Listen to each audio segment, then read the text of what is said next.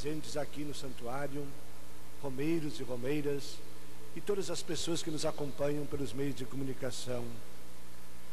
Ao celebrar esta Eucaristia na Semana dos Povos Indígenas, como comemoração da causa indígena, que é uma causa do Reino de Deus, destaco 3 palavras: gratidão, memória e compromisso.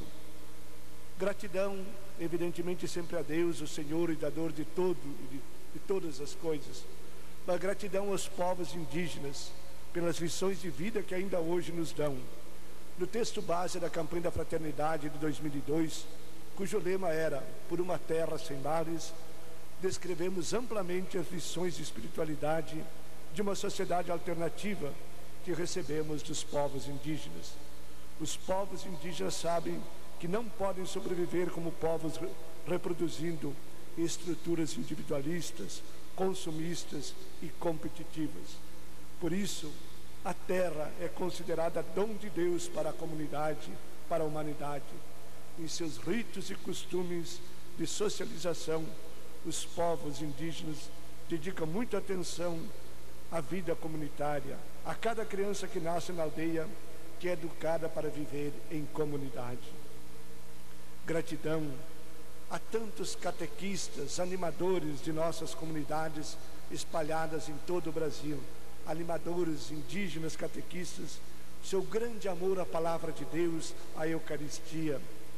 Eu reconheço que lá em Roraima, muitas de nossas comunidades indígenas que só recebem a visita do missionário 1 ou 2 vezes ao ano, mas tem esse grande amor à igreja, à palavra de Deus, à Eucaristia, o desejo de caminhar na comunhão, desejo de viver como igreja. Gratidão também aos missionários e missionárias, na sua maioria articulados com o Conselho Indígena Missionário e seu trabalho profético. Ao longo dos últimos 40 anos, o CIMI teve essa tarefa de conduzir os povos indígenas do labirinto colonial à planície pós-conciliar e da invisibilidade política e da tutela colonial ao confronto, sim, ao confronto com o poder político. Quero também aproveitar este momento de gratidão para dizer nosso grande obrigado, nosso muito obrigado ao querido Dom Herve, presidente do CIMI. Apesar de ser atacado, ignorado pelos governantes, recebeu algumas semanas o prêmio da Universidade Federal do Pará, o título de doutor honoris causa, pelo seu trabalho profético em defesa da justiça, em defesa dos povos indígenas, contra também a construção da barragem do Belo Monte. Para a população local, Belo Monte deixou de ser o Monte Belo para tornar-se o Monte Calvário. Convivendo com as comunidades indígenas, a Igreja Missionária tomou consciência dos valores e práticas vividas do Evangelho, presentes em cada cultura.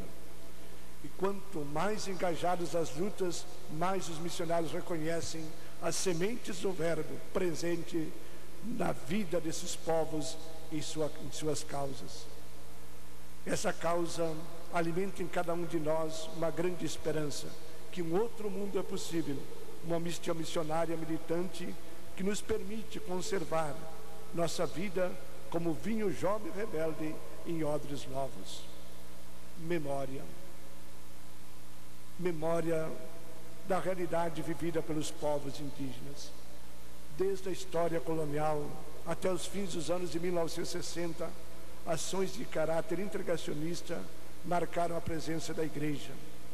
Mas a história está repleta de missionários que romperam os limites do seu tempo e assumiram a defesa dos povos indígenas. Consequentemente, sofreram perseguições. A sociedade brasileira nasceu sob a égide da violência contra os povos indígenas. A causa indígena engloba a memória do nosso passado e de uma evangelização em condições estruturais de colonização. Contudo, também uma causa de sobrevivência, uma causa de vida por causa do reino de Deus. Causa do reino de Deus. Hoje vivemos num país que se diz cristão, mas é uma das sociedades mais desiguais do mundo.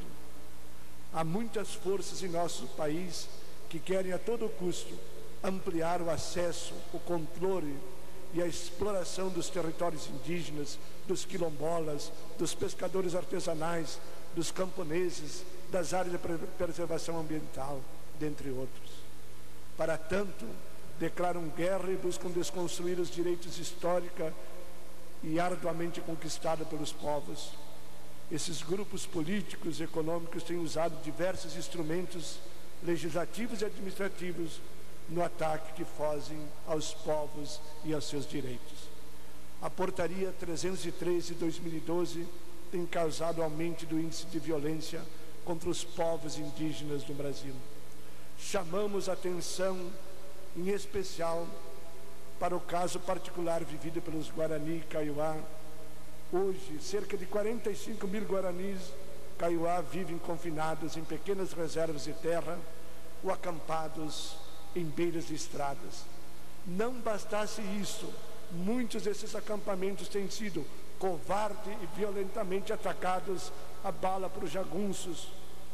Jesus continua sendo assassinado, Estevão continua sendo assassinado em tantos mártires anônimos dos pobres da terra. Este grito que sobe aos céus não pode passar por nós sem deixar sua marca e nos comprometer. A solução imprescindível e urgente para essa triste realidade é de responsabilidade, sim, do governo brasileiro. E a solução passa necessariamente pelo reconhecimento, demarcação e retirada dos invasores das terras tradicionais dos Guarani Kaiowá, no Mato Grosso do Sul. E disso posso dar testemunho no caso da terra indígena Raposa Serra do Sol, em Roraima.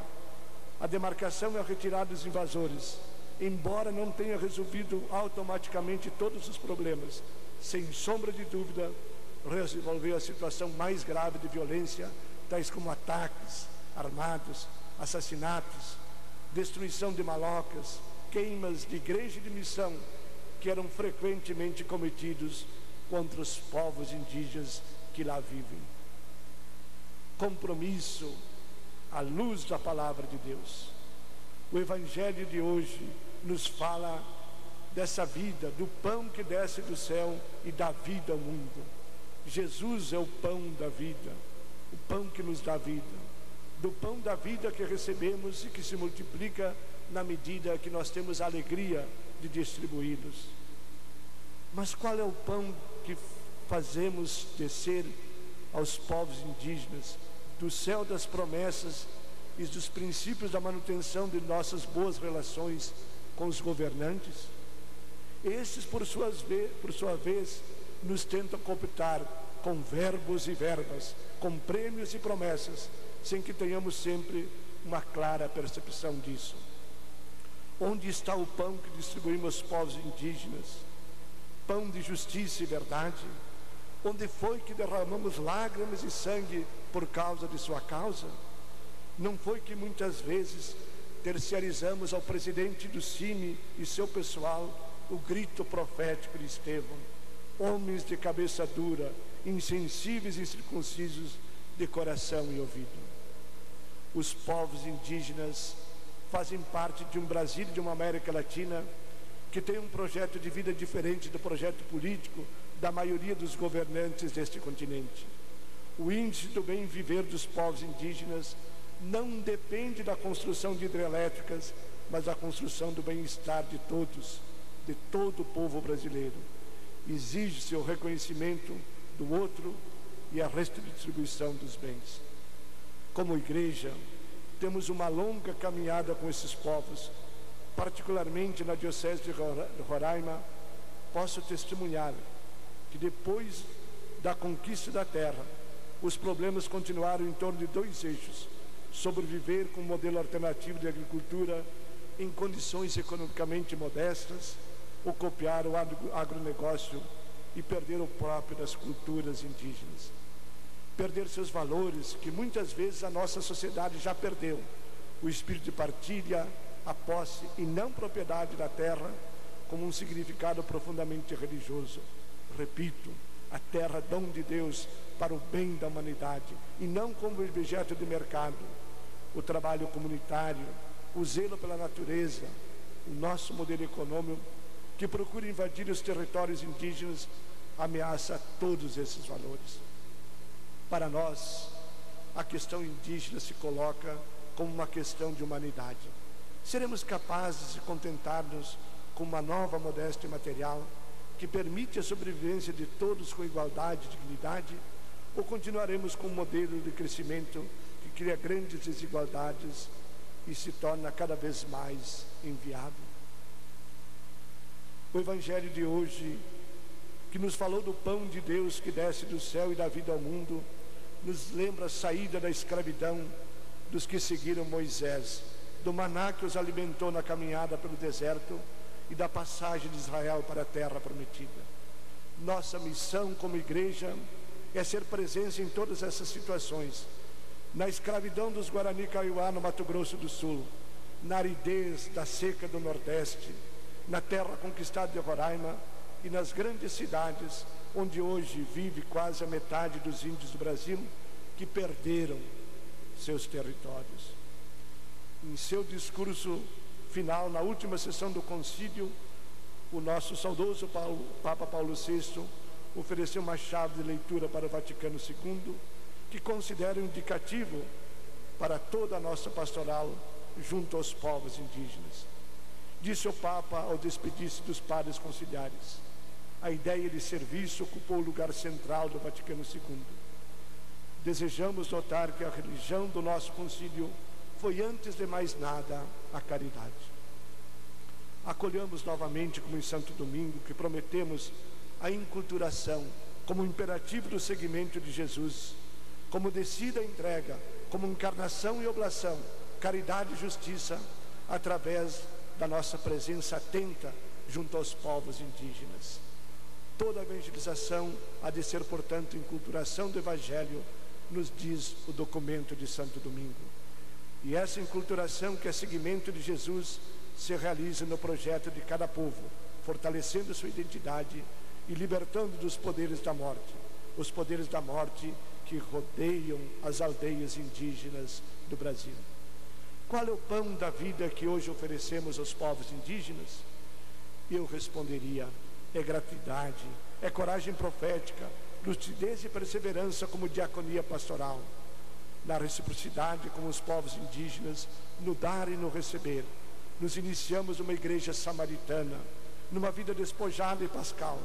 Como advogados da justiça dos povos indígenas, defendemos não somente a causa dos outros, defendemos a nossa própria causa e o futuro do planeta Terra. O nosso Papa Francisco nos convoca para irmos às periferias do mundo. Não podemos trair o espírito de Estevão, o espírito de Jesus, que se fez pobre, encarnou sua vida. E os povos indígenas esperam de nossa igreja a mesma firmeza de Estevão. Sonham com uma igreja pobre e servidora, defensora da vida e da justiça, e defensora também de toda a obra da criação. Que Maria Santíssima, venerada sob o título de Nossa Senhora de Guadalupe, padroeira dos povos indígenas, e que Nossa Senhora Aparecida, padroeira e rainha do Brasil, nos lembre diariamente: fazei tudo o que Ele vos disser. Amém.